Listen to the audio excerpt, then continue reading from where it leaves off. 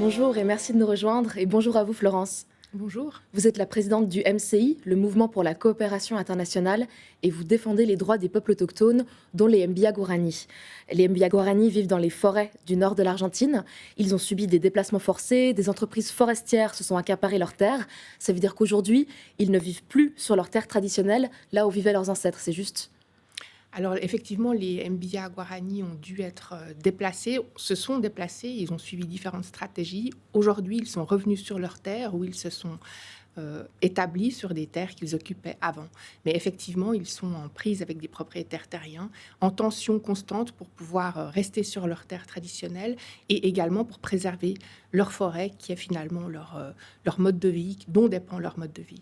Oui, et les tensions peuvent aller assez loin avec les propriétaires, puisque vous me disiez que certaines communautés se sont fait carrément brûler leurs maisons. Oui, c'est cela. Elles sont soumises à des violations de leurs droits de manière relativement permanente. Elles se font parfois expulser. De la déforestation a lieu sur leurs terres. Elles subissent différentes violations de leurs droits. Et là où, il y a plusieurs siècles, elles occupaient tout le territoire de la province, aujourd'hui les communautés ont plus que quelques hectares. Vous voulez les aider à récupérer leurs terres, mais au fond, est-ce que c'est réaliste? Alors effectivement, c'est une situation, un contexte qui est compliqué, hein, et pour les MBA et pour nous qui essayons d'agir sur le terrain. Le contexte argentin économique et politique est compliqué et difficile, d'autant plus depuis le nouveau gouvernement, depuis décembre 2023, qui met en place toute une batterie de lois qui doit soutenir l'usage des ressources et la déforestation de la forêt native, et donc compliqué pour les MBA de revendiquer et d'obtenir leurs droits.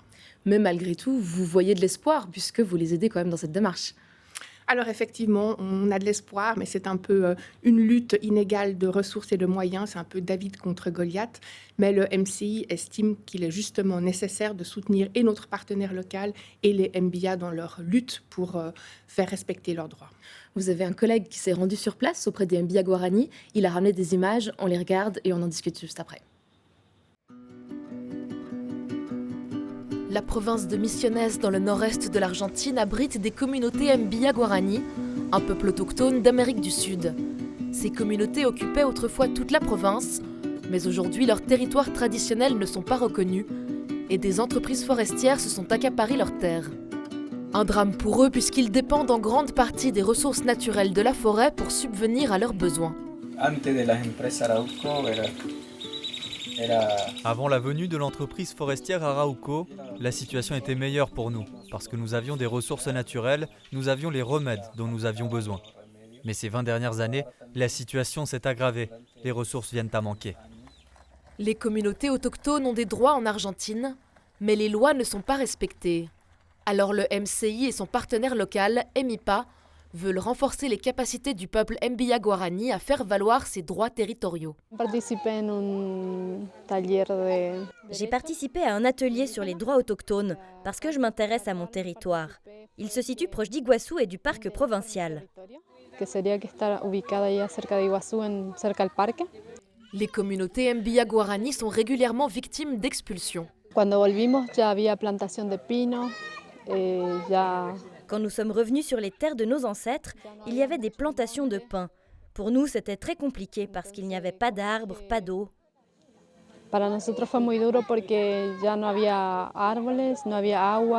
Les pins sont plantés pour être exploités par l'industrie forestière, y compris dans des zones de forêt endémiques protégées. El monocultivo del pino, que es lo que avanza o lo que es casi lo que... La monoculture de pin continue de s'étendre. Elle affecte non seulement la biodiversité de la province, mais aussi le maintien de la culture guarani. También de la propia sustentabilidad de la cultura guaraní. Roxana Rivas connaît bien cette problématique. Elle collabore avec EMIPA en tant qu'avocate spécialisée en droits autochtones et droits humains. Ese monte nativo que es altamente deseado para la explotación y para el sistema extractivista. Cette forêt endémique est hautement convoitée pour son exploitation. Cela génère constamment des conflits d'intérêts. J'interviens sur des questions pénales lorsque les communautés qui occupent ces territoires sont accusées d'usurpation, subissent des menaces, etc. Le projet ambitionne de sensibiliser des fonctionnaires et magistrats de la province de Misiones pour permettre une meilleure connaissance des droits des Mbia Guarani Il prévoit aussi d'alerter le grand public sur les situations vécues par les populations autochtones. Vous collaborez avec une ONG sur place, EMIPA. Elle est active auprès des Mbia Guarani depuis 35 ans. Pourquoi est-ce que vous avez jugé bon de les soutenir depuis 8 ans ?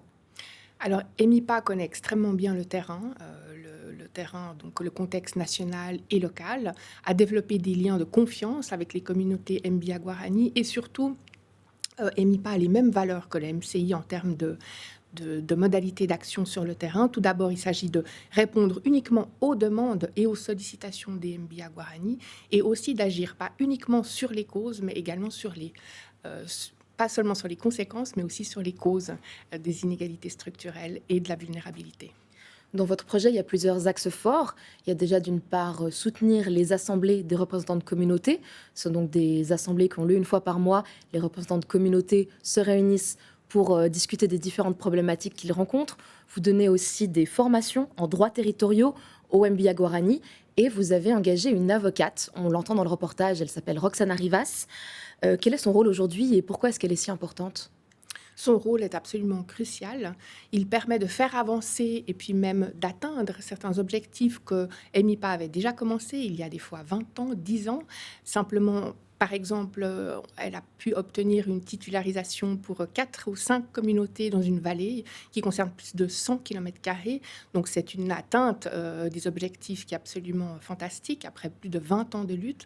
Mais elle prépare aussi des dossiers de plaintes pénales en cas de violation des droits quand justement les communautés Mbia Guarani sont par exemple expulsées de leur maison, il y a des défrichements illégaux sur leur territoire, etc. Et est-ce que certaines de ces plaintes aboutissent ? Alors oui, des plaintes aboutissent, mais le chemin est toujours long et semé d'embûches. Merci beaucoup Florence d'être venue nous raconter votre travail auprès des Mbia Guarani en Argentine. Et merci à vous de nous avoir suivis. Je vous retrouve le mois prochain pour un nouveau numéro d'Esprit Solidaire et merci pour votre fidélité.